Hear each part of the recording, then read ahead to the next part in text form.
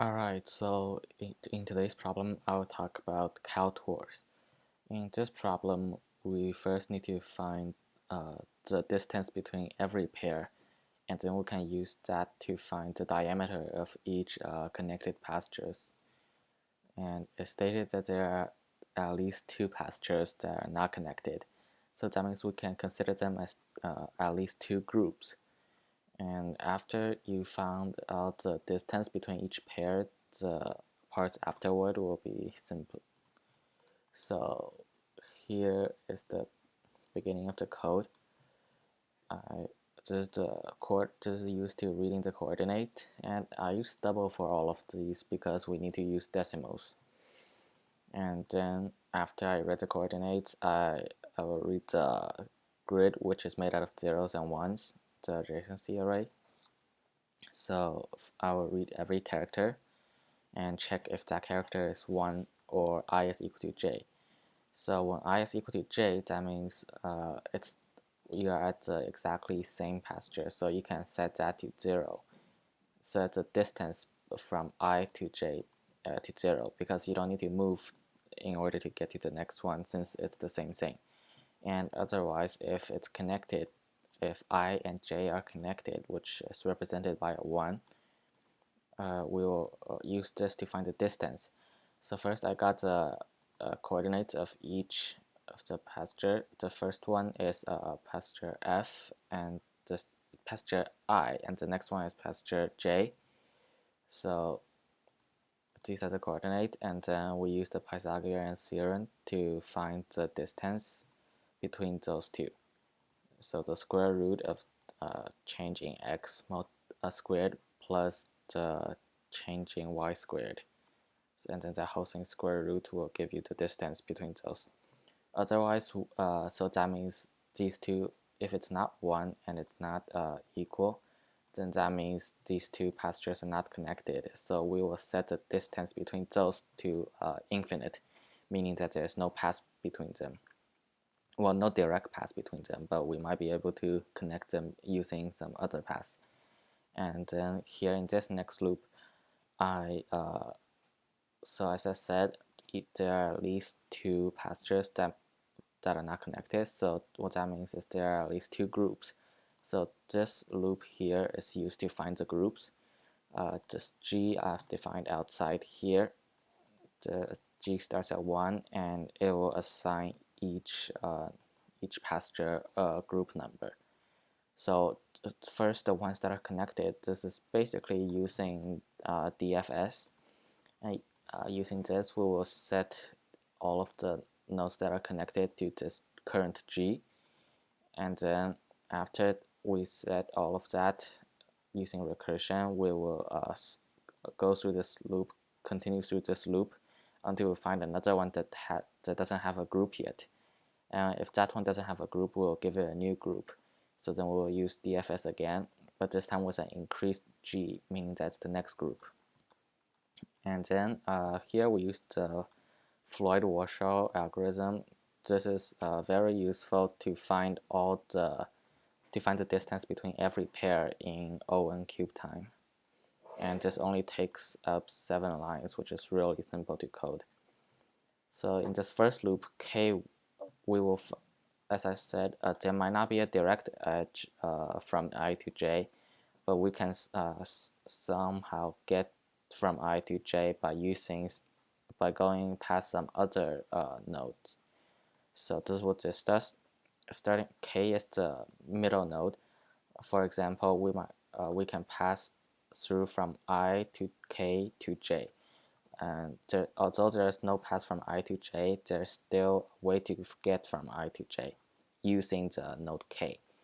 So this is K, it's the middle node, and then this is I, the beginning node, and J, the ending node. And then we use this minimum function to test the minimum distance from I to J. And every time we will test each of these new middle nodes and see which ones are the best. After that, we found the distance between every node, and the part afterward is more simple. So first you create this 2D array. This identifies the beginning and the end, ij, and here we just check for the maximum diameter. And here we first check if there is an edge from I to j. If there's no edge, we don't need to check these two nodes. And also we need to check if this is greater than our maximum diameter for this current starting node I. So this maximum diameter will come into use later. This is the maximum diameter for each node. I also created an array called group D, which stands for the maximum diameter in a whole group. So this node, it will test if it's greater than our current maximum diameter. If it is, then we will set this to this distance. And don't worry about this. This is just used for debugging. And afterwards, in this outer loop, we will check which group I is in. I is the beginning node, remember. So we've also assigned a group using this DFS from this loop. So I already has a group, and we check which group it is. Then we check if the maximum diameter from that group is greater than the current maximum diameter we just found or not. If our current maximum diameter for node I is greater than the group maximum diameter, then we will set the group diameter to our current maximum diameter for I. And then after we got the diameters, we will use this final loop to get our answer. So first, you set answer to infinite because we want to find the smallest every time we will compare with another number and get a smaller one. So also to the loop. So it's also I stands for the beginning node and j stands for the ending node. And first, what we need to do, because we need to connect two pastures together, and so first we need to check if they're in the same group or not. So if distance ij is equal to infinite, this means that there is no path between I to j. And since we've already used this the Floyd-Warshall algorithm to find the distance between every pair, if this if this pair is still infinite, then that means there's no way to get from I to j. You can also write it as if group I does not equal to group j, which is basically the same thing, meaning that the group that I is in is not the same as the group j is in. And that's what we want because we want to connect two groups. So this is also the same as from the beginning. I get a coordinate from both of those and use the Pythagorean theorem to find the distance between them. And afterwards, to get our current maximum distance, we need to use this. So we've got the distance between these two nodes, and since we want to connect them, we know that the distance will at least be the distance between these two nodes. I mean, the maximum diameter should be at least the distance between these two nodes. So we also need to add in the maximum diameter starting from node j and the maximum diameter starting from node I. So these two basically means the diameter maximum distance for each of these nodes. And since they're not in the same group, we know that each of them will expand outward to some other places. And since each of them are the maximum one, we will get the maximum distance between these two pairs. And so that's one case. We also need to get the diameter for this for the group I and the diameter for the group J, because if we've already gotten this, but the group diameter is greater than this, then that means this won't change the maximum diameter for the whole graph, and the maximum diameter will still remain as one of the group diameters.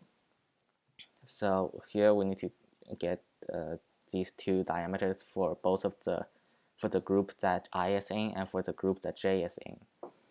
So after that, we will use a few functions instead of each other. So first, in this smallest function here, I will compare di and dj and find the maximum one. So here we will find which one's greater and use that, because that will be the maximum diameter currently. And then we also compare with our d, which we just got using the calculations and the maximum diameter for each node. So if this one is greater, then we will make our maximum diameter to d. And otherwise, if it's not greater, we'll just stick with either one of these group diameters. And now we check if our answer is smaller than that diameter. So if our answer is smaller than the d or any of these diameters, then that means we found a new way that can make our maximum diameter the smallest. So we'll use this minimum to compare and see which one is the smaller one. And then afterwards, you can also ignore these. There's no need for these. We've already found the answer for this. So you can print out the answer at the end.